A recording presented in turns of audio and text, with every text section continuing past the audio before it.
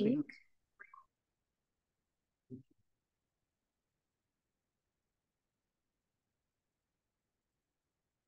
श्रीवत्सवं शकलशोदधि कौस्तुभस्य श्रीवासराघवगुरोस्तनयं ततश्च विद्यावाप्य विबुधोत्तमतां दधानं कुर्वे सदा हृदि गुरुं करुणाकराख्यं लक्ष्मीनाथसमारम्भां नाथयामुनमध्यमामस्मदाचार्यपर्यन्तां वन्दे गुरुपरम्परां यो नित्यमच्युतपदाम्बुजयुग्मरुक्मव्यामोहतस्तदितराणि तृणाय मेने अस्मद्गुरोर्भगवतोऽस्य दयैकसिन्धोः रामानुजस्य चरणौ शरणं प्रपद्ये मातापिता युवतयस्तनया विभूतिः सर्वं यदेव नियमेन मदन्वयानामाद्यस्य नः कुलपतेर्वकुलाभिरामं श्रीमत्तदङ्घ्रियुगलं प्रणमामि मूर्ध्ना भूतं सरश्च महदाह्वय भट्टनाथ श्रीभक्तिसारकुलशेखर योगी वाहान् भक्ताङ्घ्रिरेणुपरकालयतीन्द्रं मिश्रान् श्रीमत्पराङ्कुशमुनिं प्रणतोऽस्मि नित्यम् श्रीमान् वेङ्कटनाथार्यः कवितार्किककेसरी वेदान्ताचार्यवर्यो मे सन्निधत्तां सदा हृदि Namaste. A very quick recap of what we did and saw in the previous lecture. We saw about karma, about prarabdha karma. Inside prarabdha karma, for the prapanna, abhyupagata and anabhyupagata karma were seen by us. We also saw parabhakti, parajnana, and paramabhakti. This parabhakti means parabhakti. Is that the meaning that we are taking? Then what is paramabhakti? The two words para and parama both seem to be very similar, correct? Para means supreme, parama means supreme. What is the difference between the two? We said these are technical terms. Parabhakti is bhakti in para, bhakti in param brahma. That is parabhakti. You have pure devotion in parabrahman, that is parabhakti. Then there is parajnana. What is that? It is the jnana. It is not the supreme knowledge. It is the perception of the supreme being that you have. So I visualize Bhagavan standing in front of me. I think about him so much. I think about his Divya Mangala Vigraha so much that I see him right in front of me. I visualize him. So here jnana refers to not knowledge of the supreme, but visual perception of the supreme. That is the second stage. The third stage, we call it as Parama Bhakti. There is unbounded bhakti for Bhagavan. So much that we cannot bear the pang of separation. I cannot bear the separation from Bhagavan. I have to reach him. I am unable to stay even for a short period away from him. Those kinds of bhaktas. Bhagavad Ramanuja says, they are the truest of sadhus. What is the step after Parama Bhakti? Moksha itself. This is the path that people travel.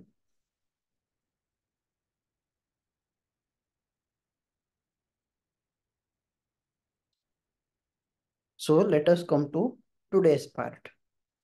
Today, we are going to discuss a little more about Parabhakti, Parajnana, and Paramabhakti. We are trying to understand how exactly they function.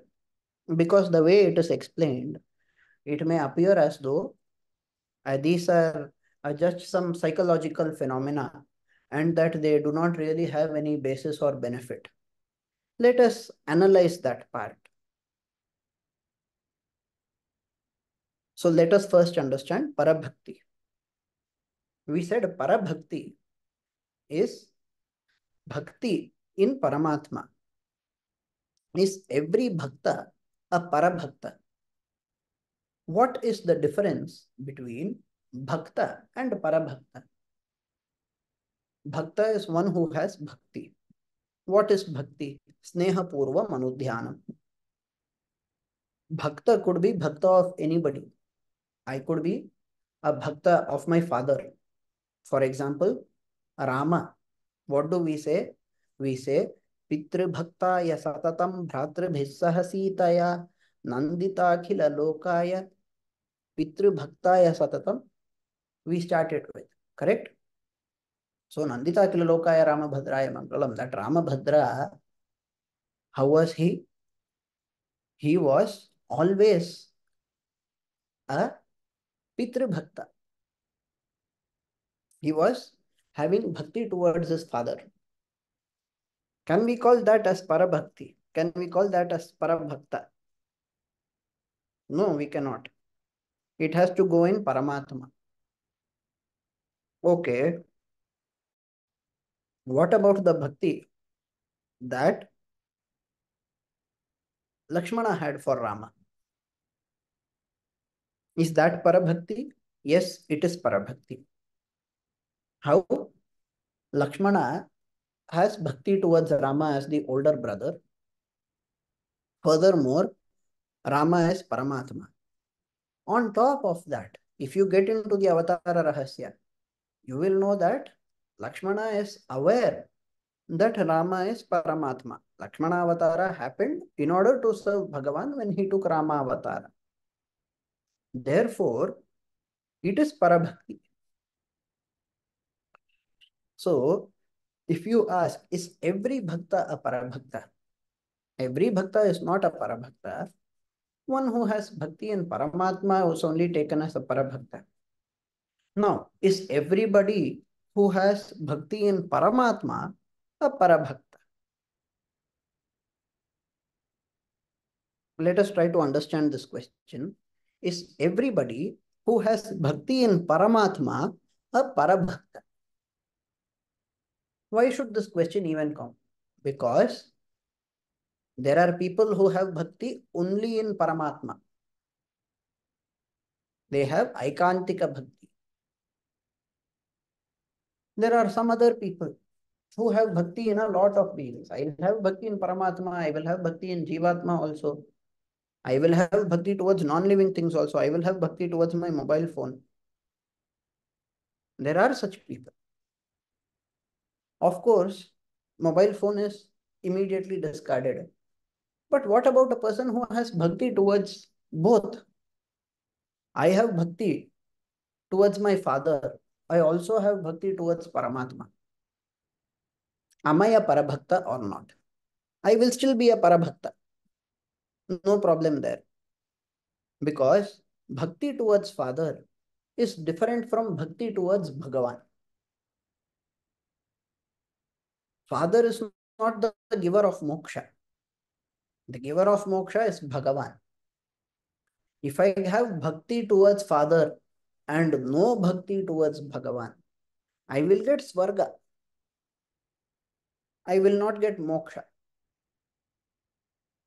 Maybe the Punya Karma will eventually give me Bhakti in Bhagavan. If I have Bhakti in Bhagavan, then naturally I will have Bhakti towards my father also. There cannot be a case where I am a Parabhakta and not a Pitru Bhakta. Why? Because Bhagavan teaches Pitru Bhakti. If I have Bhakti, I will do things that please Bhagavan. What pleases Bhagavan? Whatever is said in Shastras. What does the Shastra say? Be a Pitru Bhakta. Rama showed it to us. Correct? Rama showed it to us through his life.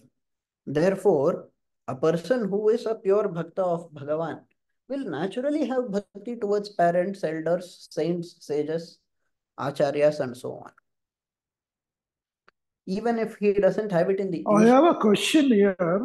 Yes, Can we please. say bhakti towards parents and others and all? Normally we call it affection or love or something like that. No? Sorry. No. Can we use the word bhakti for human beings also? We Was my can use doubt. it. It is Because not we wrong. always call it as affection or love or something like that. Is the bhakti word right? The word bhakti is not incorrect. It can be used. There is nothing wrong. Affection is the core element inside bhakti. We defined bhakti that way, right? Sneha purvam anudhyanam. That is the definition of bhakti. That is the definition given in Linga Purana that we accept as pramana. So it is applicable, 100% applicable. You can call it Matru Bhakti, Pitru Bhakti, Desha Bhakti. It is not wrong. Okay, thank you. And that is why I cited a shloka. No, Pitru Bhaktaya Satatam Bhratrabhi Saha Sitaya. Pitru Bhaktaya, Rama is called a Pitru Bhakta. So, yeah, it's a Bahuvrihi Samasa. Pitru Bhaktaha, referring to Rama. He who has bhakti in Pita, that person is Rama. For him, Pitru Bhaktaya. In that way, it is used. So, anyway, the point is that bhakti can be placed in others also. As long as I am not mistaking them for Paramatma, there is no problem. I can have utmost respect for my father. Prahlada had utmost respect for his father. His father was an evil man. He tried to kill Prahlada, literally kill Prahlada so many times. Yet Prahlada had great bhakti towards his father. At the same time, he had bhakti towards Bhagavan. Prahlada is the ideal example for us. So, he is showing us that I have Pitru Bhakti, I have Bhagavad Bhakti also. I will not compromise on Bhagavad Bhakti. Just because I have Pitru Bhakti, my father comes and says, "Oh son, I am the Lord of all the three worlds. You come and worship me, don't worship Hari." I will not listen to my father. I have Pitru Bhakti, but yet I will not listen to my father. And just because I am not listening to my father there, does it mean I am not a Pitru Bhakta? No. Therefore, if I have a father who tells me get converted into another religion, whereas I know, no, this is only correct, this is Bhagavan, that is the correct path. If I know all of that, will I remain a Pitru Bhakta if I stick to Sanatana Dharma? Yes, 100% I will. This is like how we say even for friendship. The true friend is not the person who always says, yes, yes, let us do. The true friend is a person who criticizes whenever necessary. He will appreciate whenever necessary, join hands whenever necessary, criticize whenever necessary. My Venerable Acharya used to give an example in this regard. If you are in college, would a good friend be one who says, let us not go to the movie, there is an exam that needs to be given, let us study properly and give the exam? Or when I am saying, let us bunk the exam and go watch a movie, who would be a good friend? Would it be a person who says, yes, yes, let us bunk the exam and go watch a movie and enjoy? Today, a lot of people think, they wrongly misinterpret. They think, okay, the person who is with me and enjoying along with me, he is the friend. The real friend is one who will try to take me to the right path. When he knows that it is wrong, he will try to take me to the correct path. That is the mark of a real friend. In the same way, the duty of a real son is shown by Prahlada. So it was due to his Pitru Bhakti that he again and again said, no, Hari is only the Paramatma. He is everywhere. Prahlada says, Hari is Paramatma. Hiranyakashipu is unable to bear it. He tries to stop him. It doesn't stop. Again and again, he says the same thing. In the end, he asks, where is he? He is everywhere. Is he there inside this pillar? Yes, he is inside. Due to Prahlada's bhakti, Hiranyakashipu learned that inside that pillar, Vishnu is there. He breaks that pillar and Vishnu comes out.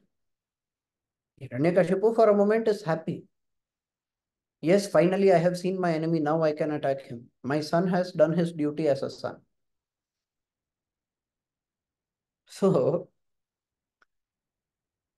Prahlada did not compromise on Pitru Bhakti by saying the correct thing, by saying the fact to his father, very respectfully. He showed that he can be a Parabhakta without compromising on Pitru Bhakti.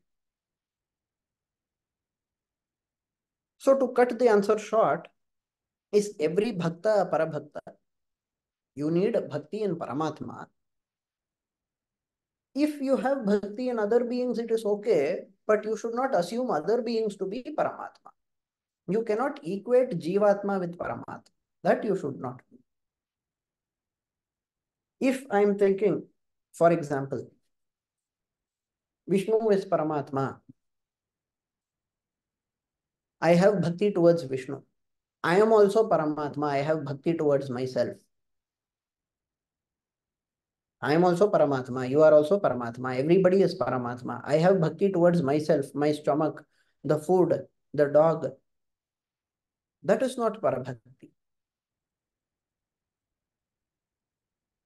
There also I might really feel devotion. I might really feel devotion towards Vishnu, but I might also feel devotion towards something else. Is that something else going to hamper my bhakti towards Vishnu? That is the question. When I have Pitru Bhakti, that is not hampering my bhakti in Bhagavan, there is no problem. But when I have bhakti in someone else, like people say, there are people who say, Krishna and Jesus are one and the same.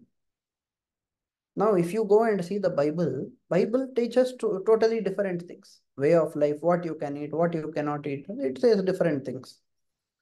If you look at our Sanatana Dharma, it will say different things. Now, a person who thinks Vishnu, I have bhakti towards Vishnu, but Vishnu is only Jesus, so I have bhakti towards Jesus also. So what can I do? Let me go read the Bible. Let me see what the New Testament says. I will go follow whatever Bible says. I will live as a Christian. Now, am I a Parabhakta? I might be a Parabhakta of Jesus, but not of Vishnu, because I have a false understanding which has misled me and taken me to a different path.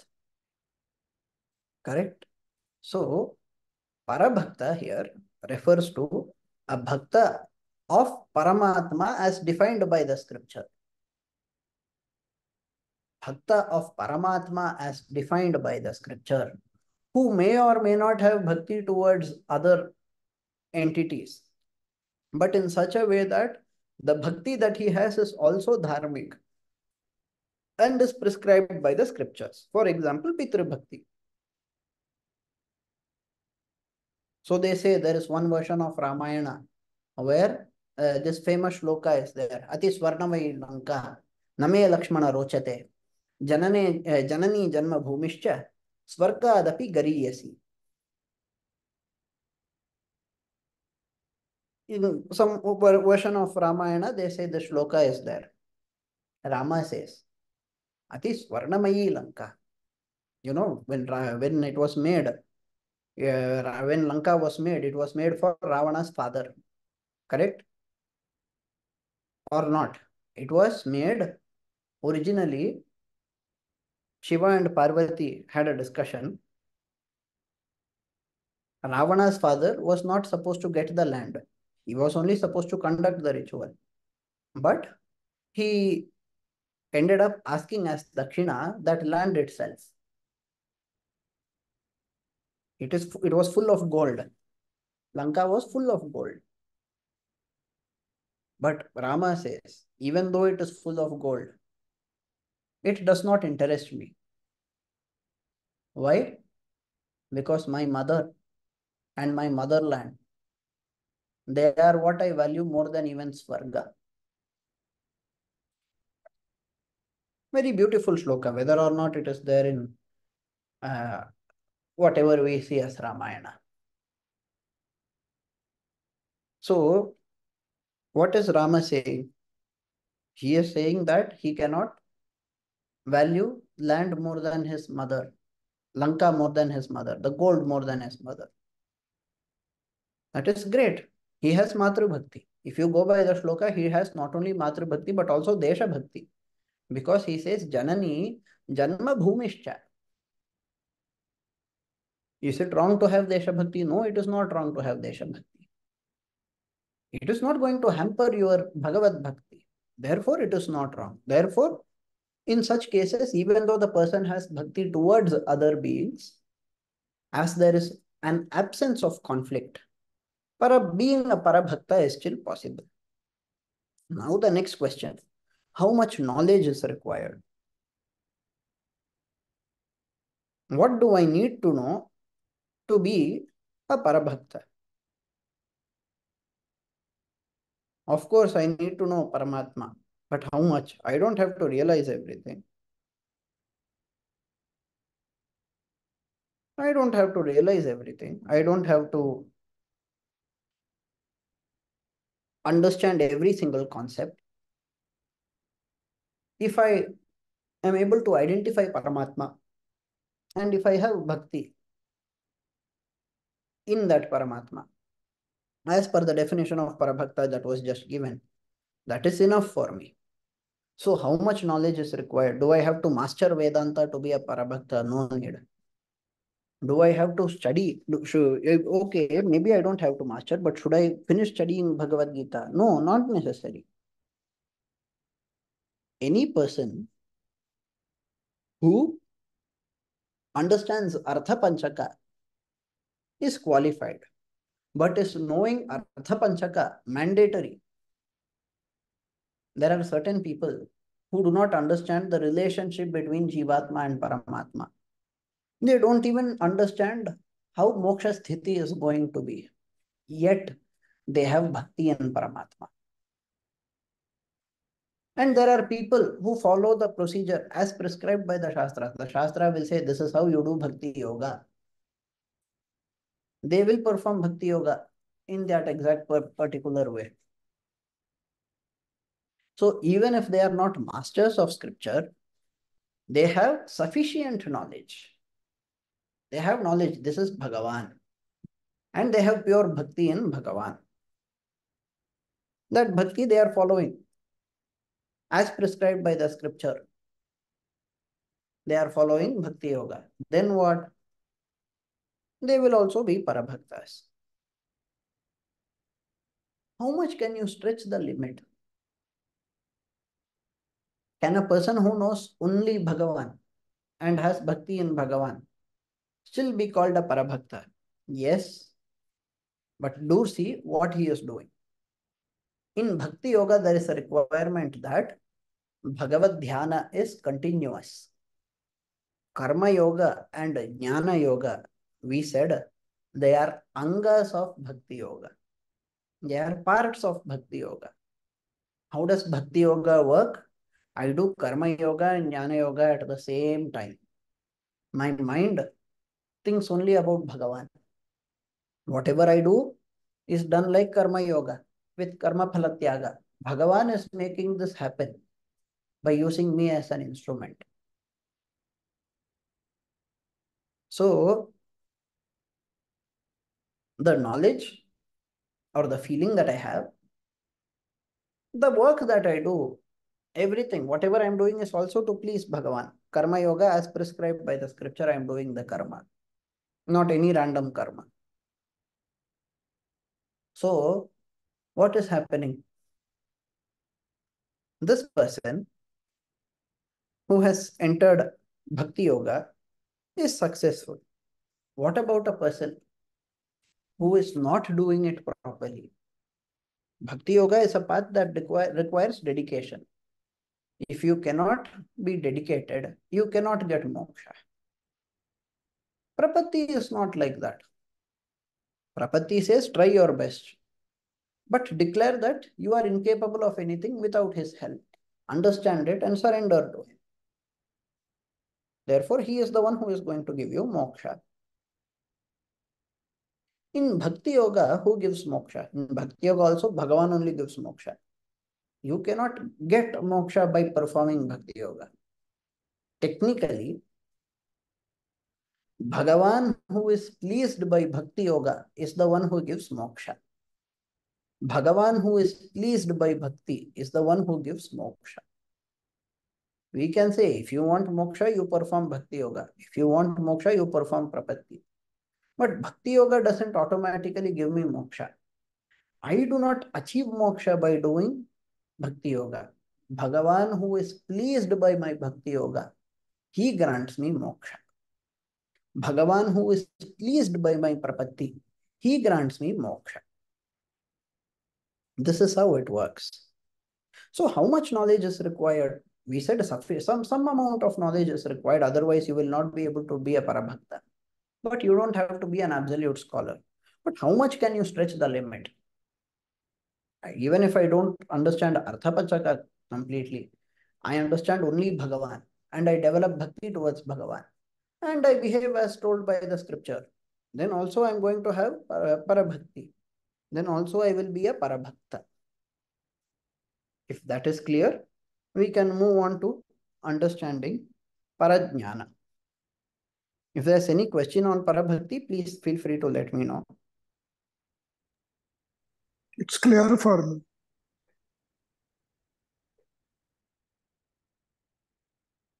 Now let us try to understand parajnana. Is it mandatory for moksha? Now, what did we say? How did we explain parajnana? We said it is visualizing Bhagavan, right? Bhagavad Sakshatkar. You have Bhagavad Darshana. Is it just a visualization of Bhagavan, or is Bhagavan himself coming and giving darshana? How did we explain it? Now, an important question comes. No matter what, whether it is your own experience or whether Bhagavan is really coming in front of you, is it mandatory for moksha? Is it mandatory for moksha in bhakti yoga? Is it mandatory for moksha in prapatti yoga? That is the first question. The second question is a little smarter. If you only are going to experience, is it not a hallucination? If you are going to visualize Bhagavan, what is it called? It is called hallucination.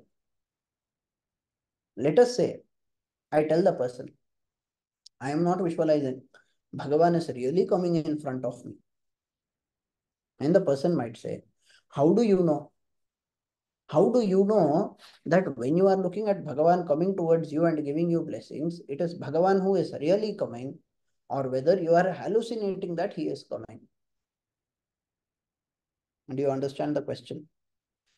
When I experience Bhagavan, when I visualize him, it is easy for people to say, okay, he is visualizing Bhagavan that way. In that case, the Purva Pakshi will say, look, Veeraraghavan is hallucinating. Now, there is another case where I am not hallucinating. Bhagavan is literally coming in front of me, giving me darshan and going back. I go and tell people, Bhagavan came, gave darshan. They ask me, how do you know that Bhagavan came? What if you simply hallucinated?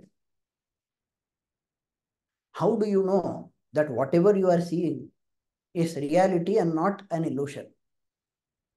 It is a very important question. In a song composed by Subramanya Bharatiyar, he sings, I remember watching in the movie, he very beautifully says, காலம் என்ற ஒரு நினைவும் காட்சி என்ற பல நினைவும் கோலமும் பொய்களோ அது குணங்களும் பொய்களோ காண்பதெல்லாம் மறையும் என்றால் மறைந்ததெல்லாம் காண்பமன்றோ நானும் ஓர்கனவோ இந்த ஞானம் பொய்தான் காண்பதெல்லாம் மறையும் என்றால் if everything that is seen can disappear, then மறைந்ததெல்லாம் காண்பமன்றோ, then whatever has disappeared, they should also be seeable. We should be seeing them also. Am I also just a dream? Is all the perception just a lie? In this manner, Subramanya Bharati was contemplating on the meaning of Advaita when composing that shloka. So, the point is, how do you know whether what you are seeing is really there or whether you are hallucinating it. This is very important. In Advaita, technically, there is nobody hallucinating. Who is hallucinating? Jiva. What is the hallucination? The existence of the Jiva itself is hallucination. Therefore, as per Advaita, who is hallucinating? Who is having the Brahma? Nobody is having the Brahma. Who has the Brahma? Does Paramatma have the Brahma? If Paramatma himself has the Brahma, then realizing that I am the Paramatma means accepting that I have Brahma. That is all. So I will continue to be with Brahma because Paramatma is with Brahma. If you say Jiva is what has Brahma, then the question will be, who is a Jiva? Jiva is Brahman only, but that Brahman, due to avidya, that Brahman is experiencing an illusion with Nama and Rupa. Bheda is there. Bheda is experienced. As Bheda is experienced, that Brahman is having illusion. Who? Who is having illusion? Is it that original Nirguna Brahman that is having illusion? No, Nirguna Brahman is not having illusion. Nirguna Brahman is the reality. The illusion is the existence of the Jiva. So when the existence of the Jiva itself is an illusion, who is hallucinating? An illusion is hallucinating, as per Advaita. Brahman, who is not realized due to hallucination, that hallucinated perception of Brahman is experiencing hallucination. Very complex. If you think about it, you might get confused easily. But that is how Advaita explains. Now in Vishishtadvaita, the person is asking, if you had said Jagat is Mithya, it would have been a totally different case. You have said Jagat is Satyam. Now you tell me, how is it different from hallucination? For you, the world is real. If Bhagavan is coming in front, you are saying Bhagavan is coming in front of you. How do you know that it is not hallucination? How do we answer this? Very simple way. We say, if you have so much bhakti that you are able to visualize Bhagavan, it doesn't matter. It doesn't make a difference whether Bhagavan is really coming in front of you or whether you are visualizing him. Why? We say it doesn't make or how does it not make a difference? Bhagavan coming in front of me is obviously a difference. No. We say the difference is that Bhagavan is everywhere. Bhagavan is everywhere. I am unable to realize that he is everywhere. At some point, I am able to see him here. If I am able to do that, it means I am able to understand that he is everywhere. It is because he is everywhere and yet we cannot understand him that we require specific forms of his to meditate upon. And therefore, some specific form is appearing in front of me. How is it wrong? So, we respond to the question of how it is different from hallucination by saying, if Bhagavan himself is coming, your question is invalid. If Bhagavan is not coming, let us say I have a hallucination. What is wrong in that? I am seeing Bhagavan at a place where he is really there. I am experiencing the bliss that I am supposed to experience all the time, the anubhava of Bhagavan, which is itself blissful. I am supposed to have it all the time. I am having it now also. Where is the problem? There is no problem. In this way, we answer them. when they ask about how it is different from hallucination. But now let us come back to the first question. It appears to remain unanswered. Is it mandatory for moksha? The answer is that, be it bhakti yoga or prapatti yoga,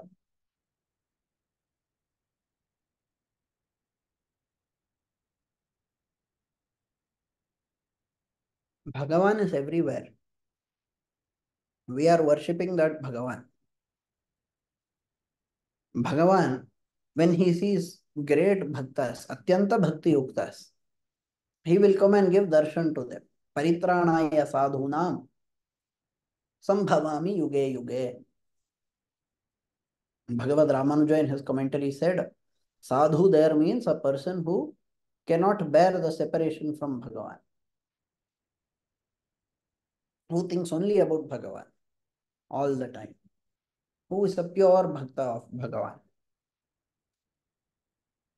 So Bhagavan does appear before people who are having that level of bhakti.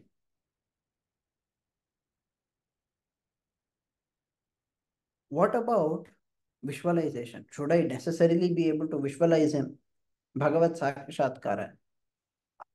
Am I supposed to have that all the time? No, that is not necessary.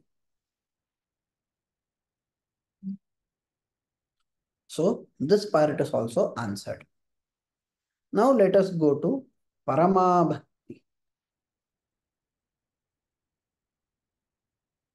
But let us understand the hallucinations a little more. In the case of hallucination, we say people with great bhakti, even when Bhagavan is not appearing before them, they will imagine Bhagavan being with them. That is what we are calling as hallucination. Do the cons of hallucination apply? Of course, when Bhagavan himself is going to descend and give darshan, nothing is going to apply. But when Bhagavan is not coming, when the person is hallucinating, who is he seeing? He is seeing Bhagavan in front of him. Is Bhagavan there in front of him? He is not there. How is it fair to see something that is not there?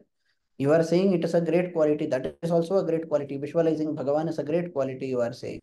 How is it fair? We say, in Parajnana, we understand Bhagavan. But in this particular case of hallucination, he is existent everywhere and we are seeing him here also. It is just that we are seeing in a different form. Therefore, it is not unfair to see. Even though it is an imagination, there is nothing wrong in the imagination. How can you say that there is nothing wrong? Is it not a disease? Is it not a disease to see something in front of you that is not existing? Hallucination is a disease. No, we say disease is something that harms you in some way or the other, or prevents you from functioning properly. If there is something that is neither harming you nor preventing you to deteriorate in any manner, as a matter of fact, it is helping you to do better and better things, do more and more bhakti and attain moksha. Can you call it a disease? Would it be fair to call it a disease? It wouldn't be. And therefore, this is not a disease. Another question. What if it harms the person? The answer is, it will not harm the person. Why will it not harm the person? The person is behaving as a bhakta of Bhagavan. The person has parabhakti. Out of bhakti, the person would do only things that are prescribed by Bhagavan. And things that have been prescribed by Bhagavan will never cause harm to the person. Therefore, it doesn't harm the person. On the contrary, it heals the Atma.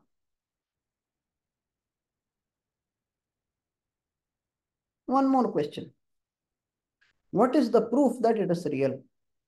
You said Bhagavan came in front of you. I am saying you are hallucinating. What is the proof that he really came in front of you? What are the ways by which you can understand that Bhagavan has come in front of you? Pratyaksha Pramana. If Bhagavan himself comes in front of me, I perceive him completely. The other guy also perceives him completely. By Pratyaksha Pramana, we know that Bhagavan has come. Why? Because all the parties are witness to it. If it is going to be the scripture alone that we are going to depend on, is the scripture going to give me personal information? For you, Bhagavan will come and give darshan on such and such a date.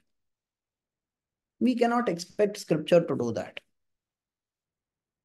Scripture is proof that Bhagavan is real, the process is real, all of that. Scripture is not proof that some hallucination is real.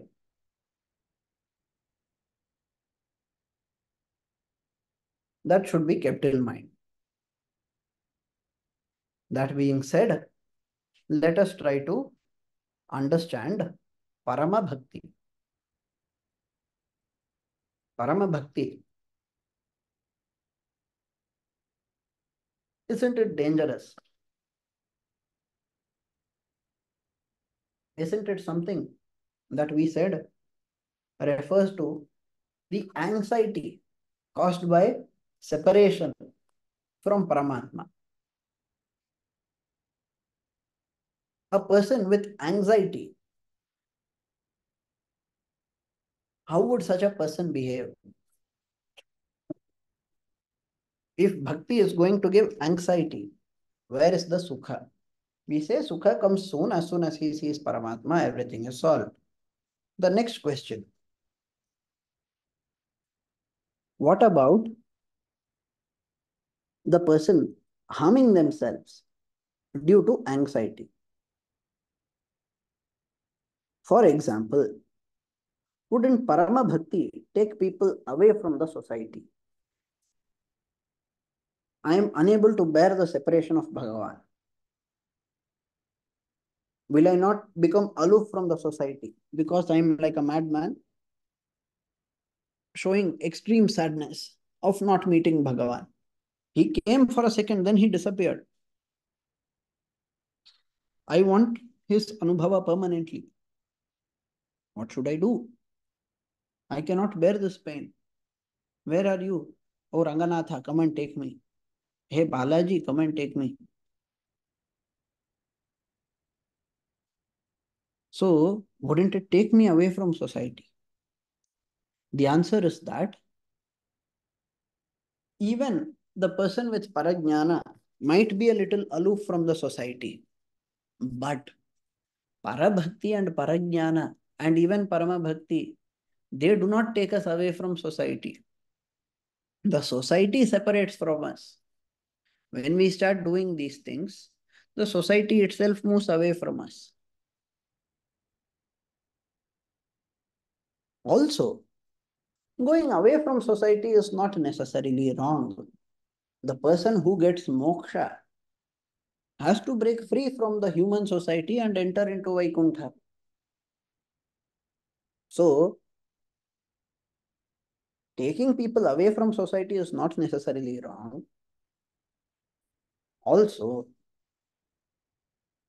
the society itself moves away from people who have extreme bhakti because the society cannot distinguish between bhakti and madness. For example, the society could think, oh, this person is so depressed due to lack of meeting of Bhagavan. What if he commits suicide? I have given this example before. I will say again. I don't remember how many years ago, but it came on newspapers. One person in Mumbai, if I'm not wrong, he was praying to Hanuman. He said, Hanuman has to appear in front of me. If Hanuman doesn't appear, I will jump down from the terrace. He jumped down from the terrace and he died. Where is the problem? The problem is not in Hanuman. The problem is not in Hanumat Bhakti. The problem is in this guy's absence of knowledge of Bhakti. When you have Bhakti, you will do things that they want. Does Hanuman say jump from the fourth floor or jump from the terrace? He doesn't say it. So a person who has Bhakti, Parabhakti, Parajnana, after that we said Parama Bhakti. Parama Bhakti, Supreme Bhakti. If I have Supreme Bhakti towards Bhagavan, I will be supremely following whatever he wants. At least I will try my best to. So I will not try to take my own life. Why? Because it is against the Shastras. Whose life is this? Am I the owner of this life? I am not the owner of this life. Did I intentionally come and take birth here this way? No. Bhagavan created me. He is the owner of my current life and of all future lives also. He has always been the owner of everything.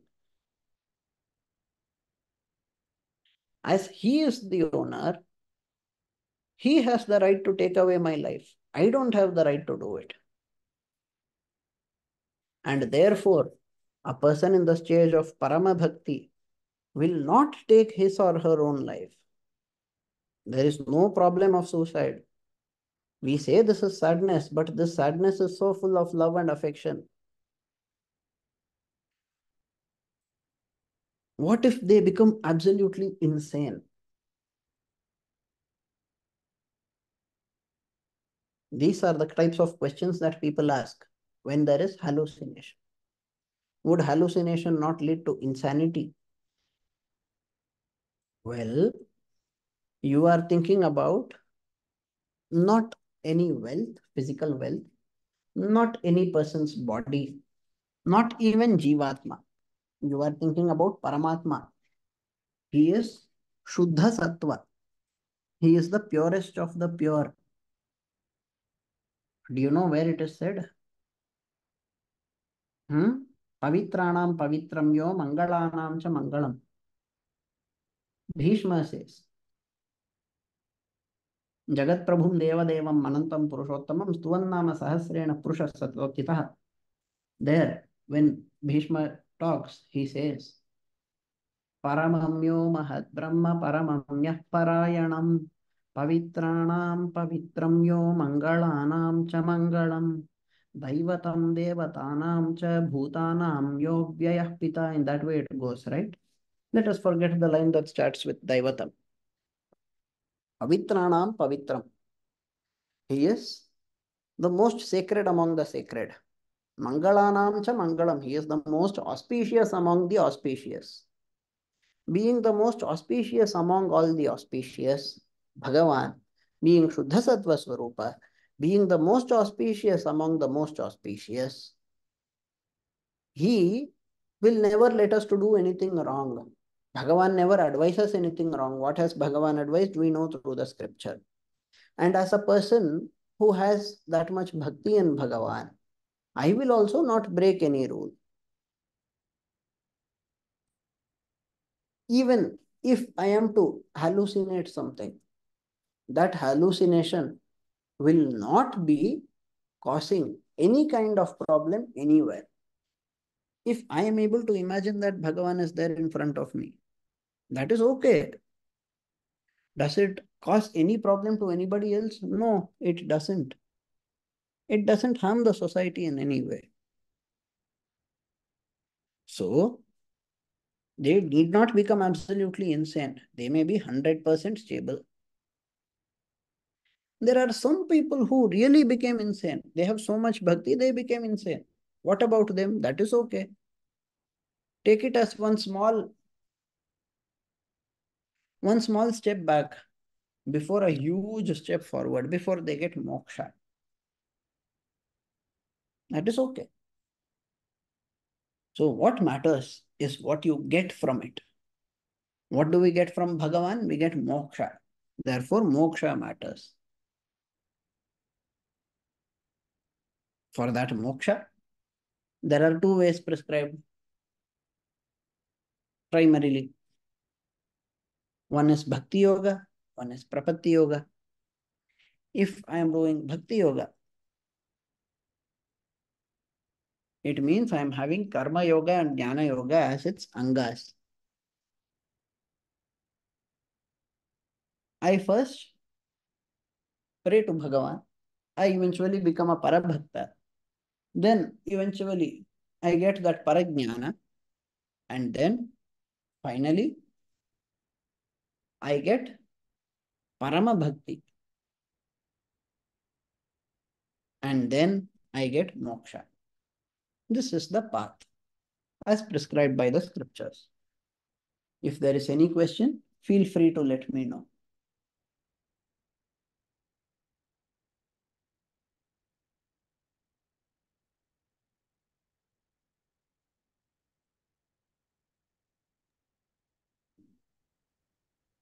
Swamiji, I have a Uh, question. Saints and sages are capable of Parama Bhakti. Yes, saints and sages are capable of Parama Bhakti. Not necessarily all the sages. See, the capability, how does Parama Bhakti come? Before Parama Bhakti, if you got Parajnana, the stage after Parajnana is Parama Bhakti. Sorry. How do you get Parajnana? If you have Parabhakti, then the stage after that is Parajnana. Definitely, only a saintly person will have Parama Bhakti. There is no doubt about it. But did every sage have Parama Bhakti? Not necessarily.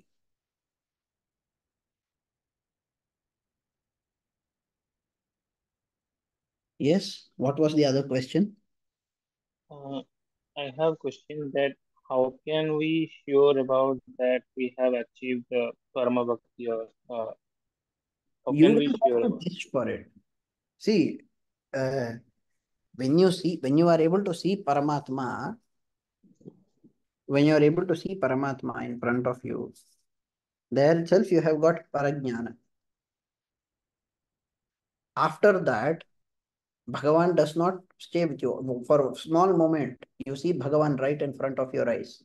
You experience absolute bliss. Then he disappears. What happens? You start thinking, he has disappeared. Now what? I am unable to bear this separation from him. That time he was visible to me. It was so blissful. But now that is gone. I cannot bear even a moment in his absence. I need him. I need him. I need moksha. I need moksha. Where is Bhagavan? Where is Bhagavan? That kind of a frantic behavior, that kind of a behavior, which is similar to the behavior that you see in madmen. Here you would be mad about getting Bhagavan, getting to see Bhagavan again. When you are in that state, you will not think about whether you have attained Parama Bhakti or not. You will not think about yourself at all. You will think only about Bhagavan.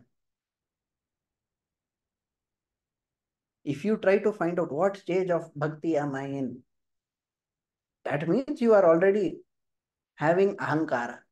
You are thinking about yourself. You are not thinking about Bhagavan. You should think about Bhagavan. When you are in the state of Parama Bhakti, you think only about Bhagavan. You think about that Bhagavan who you experienced in Parajnana. You think about that Bhagavan who is going to give you moksha, that Bhagavan who gave you Paramananda. But right now he is not there with you. You feel that he is not there. He is still there. You don't feel it. You want that feeling back. You want that visualization back. You want that experience back. You want that bliss back. And for that, you keep thinking only about Bhagavan. That stage, in that stage, you will never think about yourself. You will think only about him. So, is there a way by which you know that you are in that stage? No.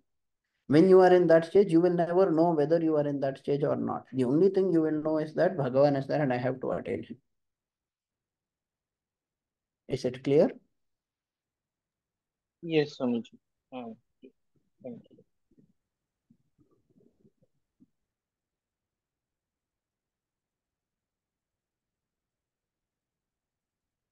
The main thing is both, of course, the absolute darshan of Bhagavan is obviously praised in scripture. Some people, they think they have seen Bhagavan, but in reality, they are only visualizing him. That is also celebrated by the Shastras. We say you have so much bhakti that you are able to dream about him. You are able to think that he is there in front of you. That is to be celebrated. It is not to be criticized. That is the point.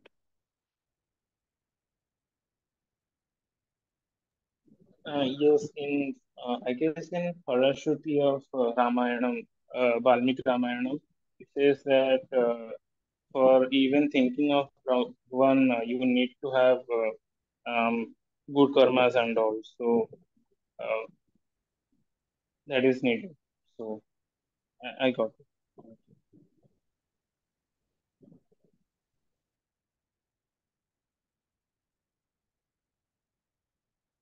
That is true. Even to think about Rama, you need some past good karma.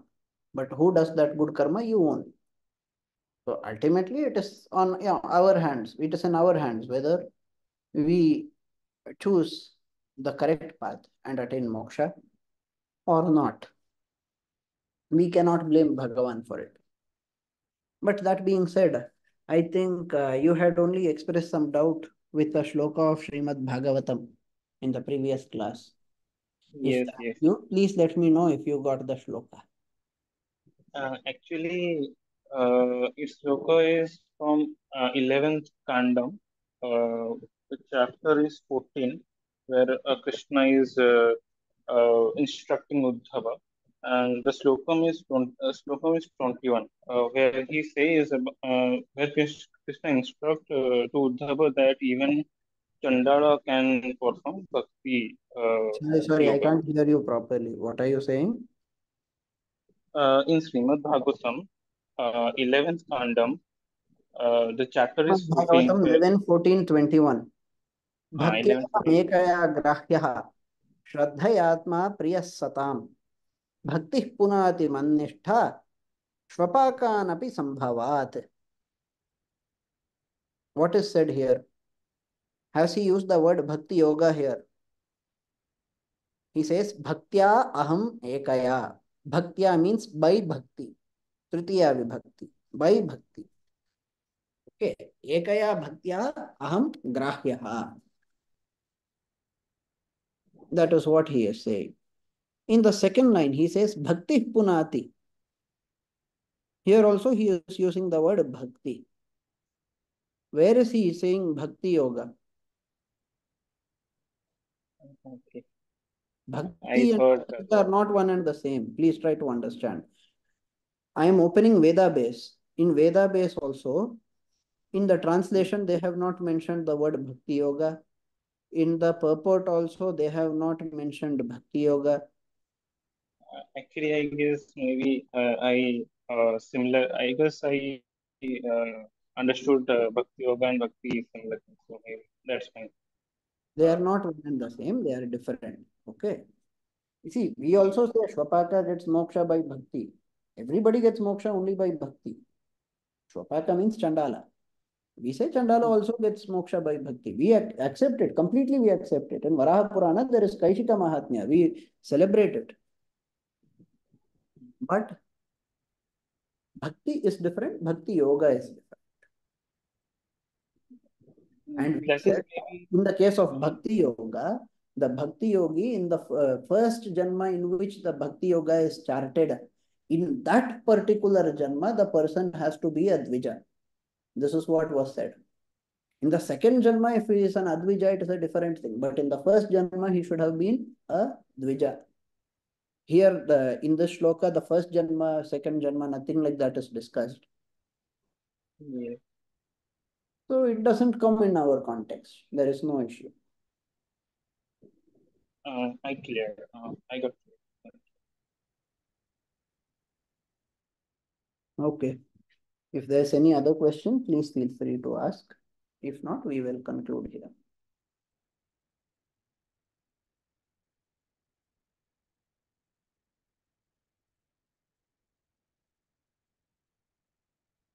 Okay, there is no question, so let us end it.